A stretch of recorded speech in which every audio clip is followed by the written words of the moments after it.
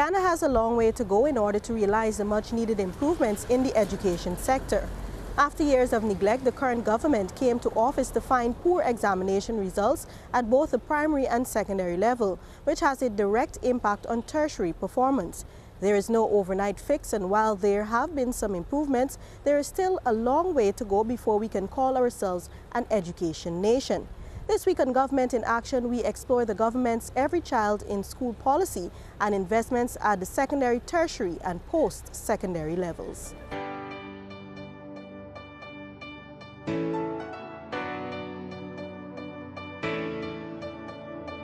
One of the significant areas impacting access to education has been the inability of many parents to be able to get their children to and from school. Recognizing this, President David Granger in July 2015 made a call for private companies and individuals to invest means of transportation to get children across the country to school, whether by highway, rivers, or otherwise, effectively launching the Buses, Boats, and Bicycles, plus Books and Breakfast, or 5Bs program. During a commissioning ceremony for 3 more 35-seater buses to serve students in Georgetown, President Granger said his administration sees education as the gateway to the good life. We want to see A students, and those are the 3 A's that we're working towards today: access, attendance, and achievement. A students. But where did these ideas come from? We didn't sit down and dream them up. Over the last 23 years, we've been seeing what happened to Guyanese children. When we campaigned, we went up the rivers and creeks. We went along the highways and byways. We saw children who were not going to school because they couldn't afford transportation. We saw children who were dropping out because they couldn't afford transportation. We went up the Pomeroon River. Why aren't you at school? It costs $5,000 to go to charity, to go to school. We went to Trafalgar on the West Coast Police. Why aren't you at school? It costs $5,000 to go across the Barbies Bridge, to go to Barbies High School. This is what was happening to our children. They belonged in school, not at home, liming. And we made a pledge that once we got into government, and we knew we were going to get into government, once we got into government, we would do everything possible to make sure every child had a place in school, ECIS, every child in school. Supporting the President's vision, Minister of Social Protection, Ms. Amna Ali, who has been instrumental in coordinating the 5Bs program, described education as a human right. We are cognizant that education empowers people with the knowledge, skills, and values they need to build an economically sustainable nation. Through our investment in access to education, we as a nation will empower our boys and girls. We will be able to safeguard our children from exploitative and hazardous labor and sexual exploitation, promote human rights and democracy, and protect and manage our environment via sustainable measures. Minister of Education, Ms. Nicolette Henry, further says that quelling the dropout rate is a critical component of the Every Child in School policy. And so we have, and we will continue to implement a series of measures to address the issue of school dropouts. These include, of course, the provision of uniform vouchers and the school feeding programs, which are very long existing programs here. And more recently, the David G program, which is the 5Bs, which we provide, buses, bicycles, and boats. In addition, we have home visits and truancy campaigns are conducted with the intention of keeping children in school. Parents are made aware of the importance of sending children to school regularly and punctually. Parents are also made aware of the consequences of not taking responsibility of sending their children to school and the consequences and penalties in keeping with the Education Act, which is Chapter 3901. Special coaching and counseling sessions are also implemented.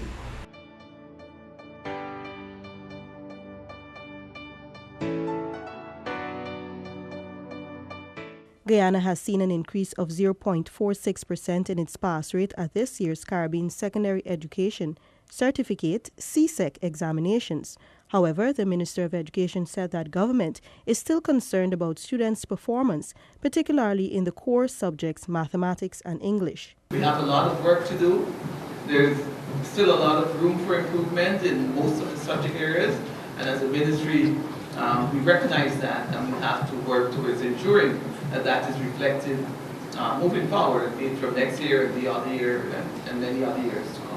Chief Education Officer Mr. Marcel Hudson said that a National Subject Committee has been established to identify weaknesses in the education sector and how these can be effectively addressed. In relation to mathematics, we've noted that we've enjoyed a 1% improvement, but that by no means is where we want to go. And so we have several things going for us, including the subject committee meetings.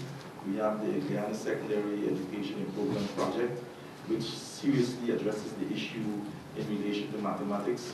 We're looking currently also at the appraisal of our teachers, which brings to bear a greater level of accountability at the level of the classroom. The Ministry of Education plans to put greater focus on management and supervision at underperforming schools, since the government's mandate is to ensure all students succeed. In terms of continuous professional development sessions, we have a number of those teachers from those particular schools that are coming to Ensor where they could be impacted in a positive way so that they could impact change at the secondary level also.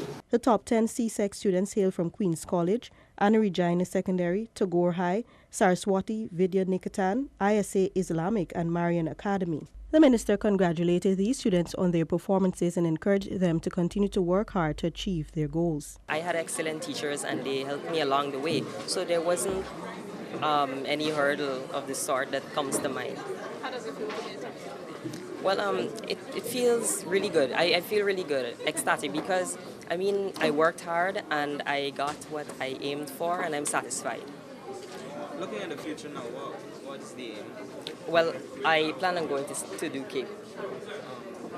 What's your career choice? I would like to become a professor of quantum physics. You might not be sure of yourself, but it's always still good to believe. So once you believe and you put in the work, you will get the results.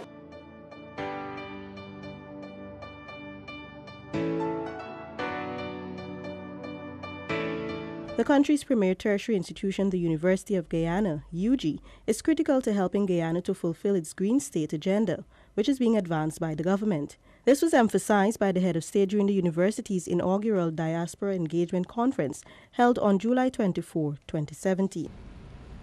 The university, this university, UG, is central to fulfilling the scientific and technological objectives which the Green State requires. The university must drive the intellectual processes of green development by becoming the incubator of technology and the nurturer of skills and talents. The university must establish institutions to educate students to advance our green development. Institutions such as the Biodiversity Center. Guyana's Green State agenda seeks to promote an increase in investment in biodiversity, coastal zone and solid waste management, ecological and environmental services, eco-education and ecotourism, and of course, information and communication technology, ICT, and the generation of renewable energy. Therefore, transforming the University of Guyana into an institution that has the capacity to churn out graduates who are equipped to move Guyana faster along the green development pathway is a top priority for the government.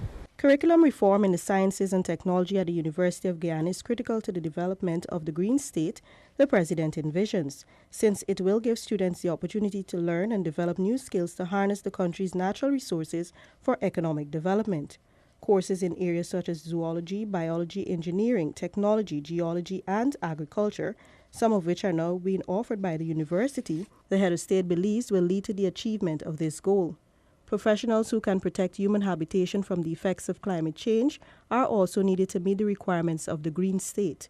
Persons who are trained to consistently repair and maintain the country's modern infrastructure, such as aerodromes, deep water ports, and stellings.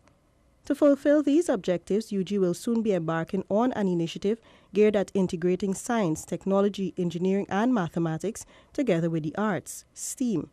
And even as Guyana prepares for the emerging opportunities in the oil and gas sector, the university, in collaboration with the Ministry of Natural Resources, will be building its capacity to offer relevant courses to better equip young professionals for employability in that sector. We pass a new associate degree in mining geology. We're starting a master's program in agrobusiness. We'll be starting a master's program in psychology. We pass a postgraduate program in health sciences on radiology.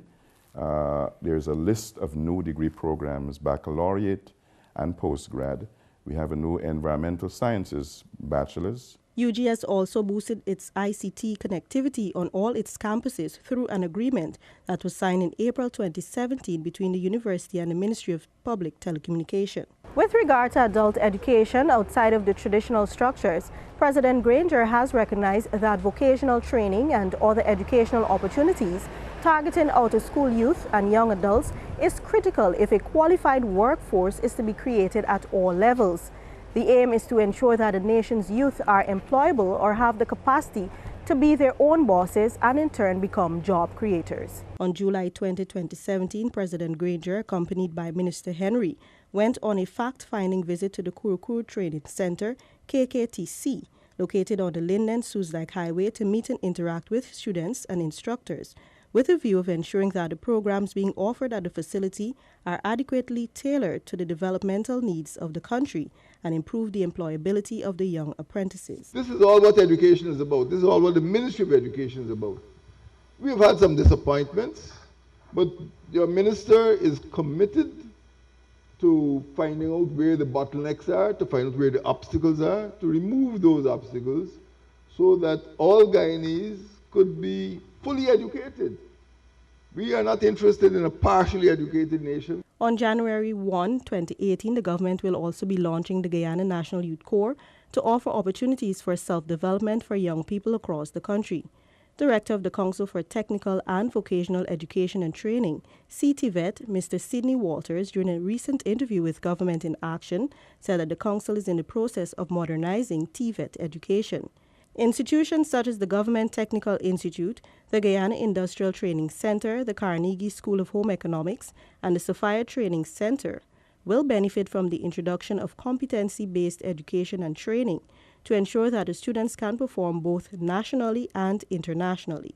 Now, these new programs are part of the modernization strategy.